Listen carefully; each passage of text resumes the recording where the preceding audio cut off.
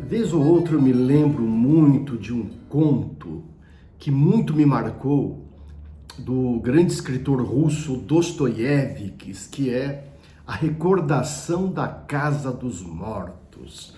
O nome já é impactante e penso que você que me segue já deve ter ouvido falar sobre isso outras vezes, mas tem assunto que precisa ser revisitado, retomado, dada a sua importância. Nesse conto do Dostoiévski, ele trata de uma prisão na Sibéria, onde os carcereiros queriam de alguma forma enlouquecer os prisioneiros. Aí eles tiveram uma ideia maligna, qual seja, de que eles cavassem 2 piscinas dentro do presídio e enchesse uma de água. E depois, balde por balde, eles retirariam a água dessa primeira piscina e transferiria para a segunda piscina. Bom, depois que a segunda estivesse cheia, eles fariam novamente a mesma tarefa. Balde por balde, transferiria a água da segunda piscina para a primeira piscina. E assim sucessivamente, dias após dias, semanas após semanas, meses após meses, anos após anos. E o que os enlouqueceria não seria nem a árdua tarefa de transferir por meio de baldes a água de uma piscina para outra, mas o que deixariam eles malucos era não saber por que e para quem eles fariam tal tarefa. Ou seja, traduzindo em miúdos, eles não saberiam qual é o significado daquilo que eles estão fazendo. E essa é a palavra que eu queria revisitar junto a você: significado. Você tem ideia de quantas pessoas executam o seu trabalho sem enxergar nenhum significado nele? Você já parou para pensar nisso? Pessoas que estão naquela enfadonha rotina, aquele conjunto de tarefas e afazeres diários, que no dia seguinte é tudo de novo, os mesmos problemas, os mesmos desafios. Tudo aquilo é feito sem nenhuma alma presente, não é? Então, muito bem, vamos tratar de significado no trabalho. Bom, o significado está nos olhos de quem vê o trabalho ou na natureza do próprio trabalho? Pensa no seguinte, pensa num trabalho técnico e que exige da pessoa que o executa conhecimentos técnicos. Então, conhecimentos e habilidades técnicas. Quando essa pessoa oferece os seus conhecimentos e as suas habilidades técnicas para um trabalho que também é técnico, ela começa a enxergar alguma importância nisso. Portanto, existe um significado na hora que ela faz essa oferta de competências. Muito bom. Imagine agora que é um trabalho criativo e que a pessoa vai oferecer seus dons e talentos para aquele trabalho criativo e que, portanto, não é repetitivo, é um trabalho inovador. Então veja que o significado já muda de tamanho da primeira para a segunda situação. Em ambas as situações, quem executa o trabalho enxerga nele algum significado.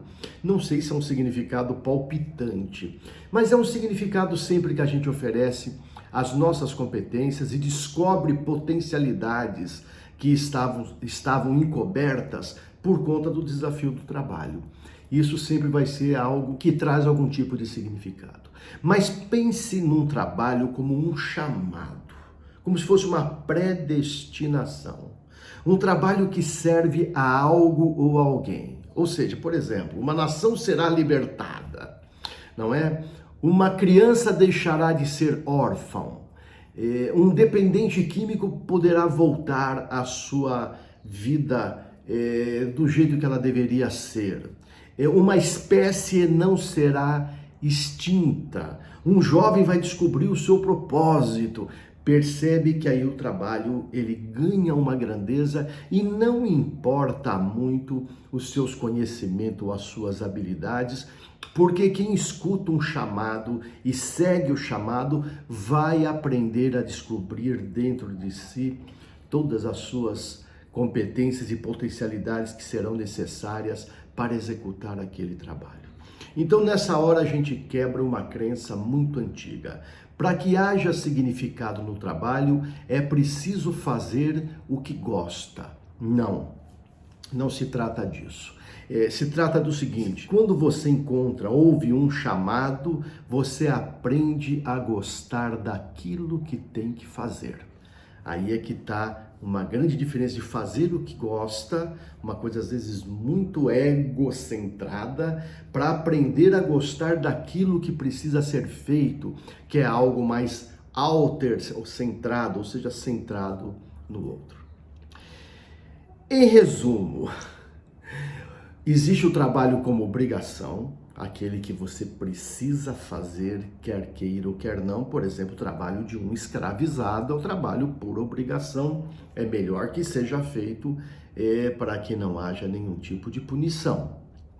Existe o trabalho por ocupação, aquele que você faz para não ficar parado, para não se sentir entediado. É um trabalho mais como uma terapia, vamos dizer assim. Então você se ocupa, mas isso não significa que tenha algum propósito, como por obrigação também não tem nenhum propósito.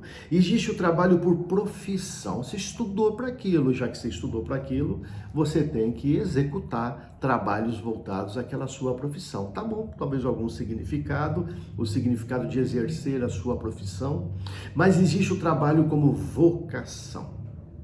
O trabalho como vocação é quando você conectou aquilo que está do lado de fora com o que está do seu lado de dentro. Você fez uma conexão da tua chama interior, a tua intenção, não é? Com o chamado exterior. Então, nessa hora, o trabalho ganha um significado que até então ele não tinha.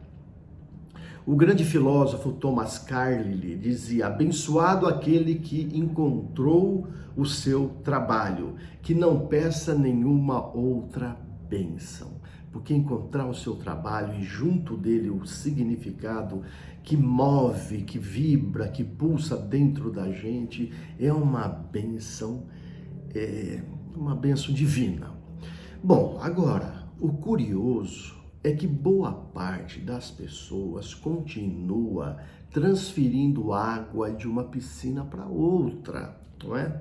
E isso acontece porque o trabalho tem também uma dimensão econômica. Muitos trabalham por conta de uma recompensa financeira. Quando a recompensa de fora é maior do que a recompensa de dentro, porque essa recompensa de dentro é esse significado. Quando a de fora é maior do que a de dentro, vai acontecer que o trabalho começa a perder aquela graça, aquela bênção que o filósofo dizia, não é? Então, assim, que a recompensa externa, os ganhos financeiros, por exemplo, é a mais conhecida, mas também benefícios, não é? Essas coisas todas que estão do lado de fora. São maiores do que a recompensa interna, que é esse significado, que é essa vibração interior. O trabalho perde em graça e perde em bênção. Um grande estudioso da administração foi Peter Drucker. Peter Drucker dizia que 90% do que nós chamamos administrar consiste em dificultar a vida das pessoas. Essa é uma frase dele e eu faço um remendo nessa frase de Peter Drucker. 90% do que se chama liderar, infelizmente, é eliminar o significado da vida das pessoas. Eis uma questão que a gente precisa pensar. Bom, nós seres humanos, sim, nós precisamos de recompensas materiais para suprir as nossas necessidades. Então as recompensas financeiras, elas entram aí. É para elas suprirem nossas necessidades materiais. Mas nós precisamos mais do que isso. Nós precisamos de reconhecimento e afeto. São necessidades psicológicas. Nós também precisamos disso. Nós temos necessidades também afetivas, mas nós precisamos de significado para suprir a nossa necessidade espiritual. O significado é que coloca alma no trabalho, ok? ok? Essa é que é a questão. A maioria das pessoas não tem medo da morte, tem medo de uma vida sem significado, é viver uma vida sem sentido. Isso é o que mais assusta, esse é o maior temor, o temor da insignificância. E nós precisamos disso, precisamos de significado para a nossa saúde mental e espiritual.